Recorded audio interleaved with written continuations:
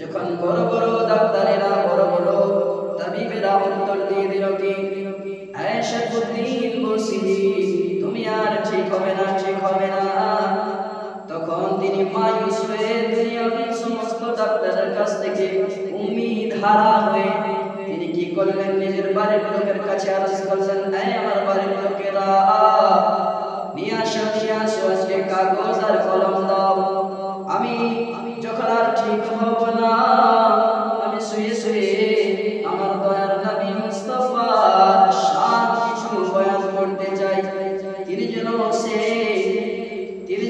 সে কাগজ নিলেন, কলম নিলেন, আর নেওয়ার পরে তিনি একটা নাত লিখতে আরম্ভ করলেন।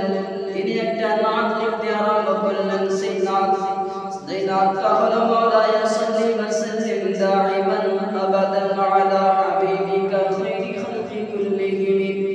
এই নাত লিখতে আরম্ভ করেছেন, আর লিখতে লিখতে লিখতে লিখতে একটা করে লিখতে লিখতে তিনি যেন 100 কম বেশি 169টি কম বেশি 171টি ছন্দ লিখে ফেলেছেন। আর লেখার পরে তিনি ভাবতেছেন কি প্রথম লাইন লিখেছেন মাওলায়া সাল্লি ওয়া সাল্লিম দাইমান আবাদান। এতটুকু লেখার পরে এই প্রথম লাইন লিখে দ্বিতীয় ছন্দ লিখতে আরম্ভ করেছেন, কিন্তু প্রথম ছন্দের দ্বিতীয় লাইন লেখেননি, কেননা তিনার জেহনে তখন কোন ধরনের ছন্দ আসেনি, যার কারণে তিনি একটা নয় দুইটা নয় লিখতে লিখতে লিখতে লিখতে 169টি কি 171টি ছন্দ লেখার পরে তিনাকে ঘুম লেগেছে। সেই কাগজ কলম হাতের পাশেই রেখে তিনি যেন ওই মতো অবস্থায় ঘুমিয়ে পড়েছেন। আর ঘুমন্ত অবস্থায় তিনি যখন ঘুমিয়েছেন আর তিনার স্বপ্ন যোগে দয়ার নবী মুস্তাফা সাল্লাল্লাহু তাআলা আলাইহি ওয়াসাল্লাম যেন এসে উপস্থিত হয়ে গিয়েছেন। আর উপস্থিত হয়ে বলেন, এই শারফুদ্দীন আমি তোমার কাছে এলাম, তোমার কাছে এলাম। শারফুদ্দীন বুসিরি রাহমাতুল্লাহি তাআলা আলাইহি যেন আরজ করেন, ইয়া রাসূলুল্লাহ, ইয়া হাবিবাল্লাহ, নবী গো আপনি এলেন। সর্বপ্রথমে সালাম পেশ করার পরে দয়ার নবী মুস্তাফা সাল্লাল্লাহু তাআলা আলাইহি ওয়াসাল্লামকে বলেন, ইয়া রাসূলুল্লাহ, ইয়া হাবিবাল্লাহ, নবী গো আমার শারীরিক অবস্থা খুবই খারাপ। দয়ার নবী আমার বলেন, এই শারফুদ্দীন ওই সমস্ত কথা পরে হবে। সর্বপ্রথমে তুমি বলো, তুমি কি আমাকে রাজি করার জন্য কোনো নাত লিখেছো, অথবা তুমি কি কোনো গজল লিখেছো আমাকে রাজি করার জন্য? শারফুদ্দীন বুসিরি আরজ করেন, ইয়া রাসূলুল্লাহ, ইয়া হাবিবাল্লাহ, নবী গো আমি তো নাত লিখেছি, কিন্তু যে নাত আমি লিখেছি ইয়া রাসূলুল্লাহ প্রথম লাইন লেখার পরে দ্বিতীয় লাইন আর লিখতে পারি না নবী গো।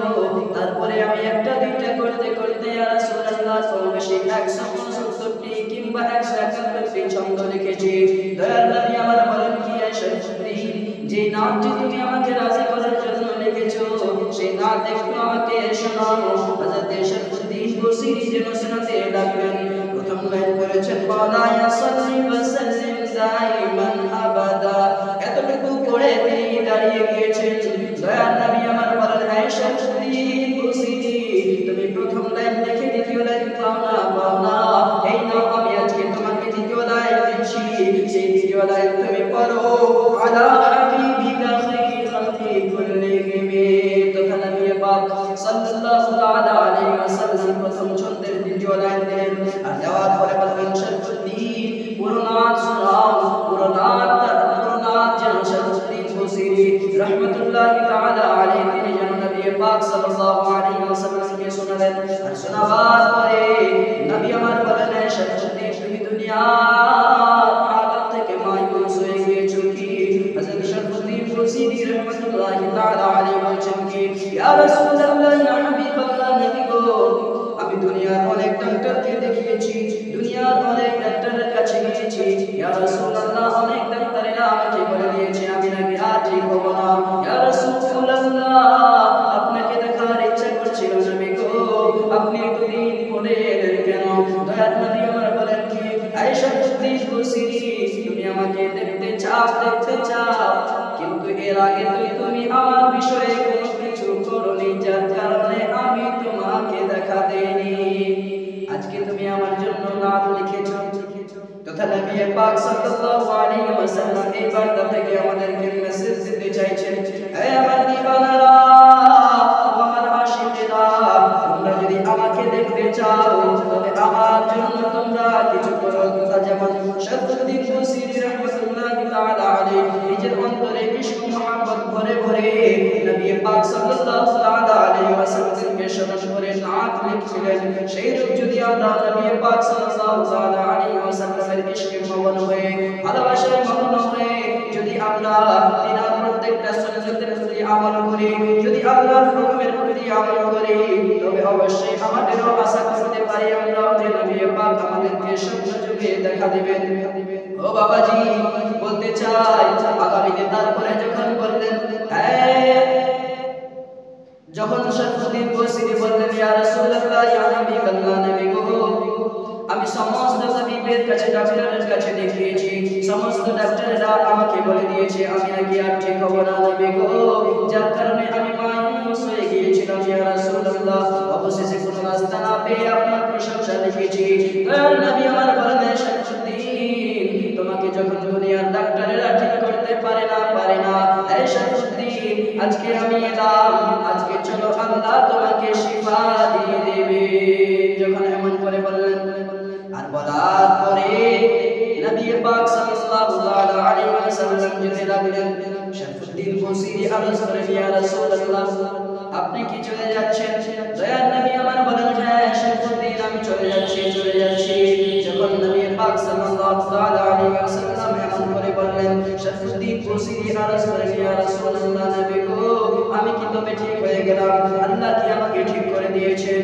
হ্যাঁ শারফুদ্দীন বুসিরি, হ্যাঁ, আল্লাহ তাবারক ওয়া তাআলা তোমাকে শিফা দিয়েছেন। আমি দোয়া করেছি, তুমি ঠিক হয়ে গিয়েছো। শারফুদ্দীন বুসিরি আবার আরজ করেন, ইয়া রাসূলুল্লাহ, নবী গো, তবে কি আমি সত্যি ঠিক হয়ে গিয়েছি? বলে, হ্যাঁ ঠিক হয়ে গিয়েছো।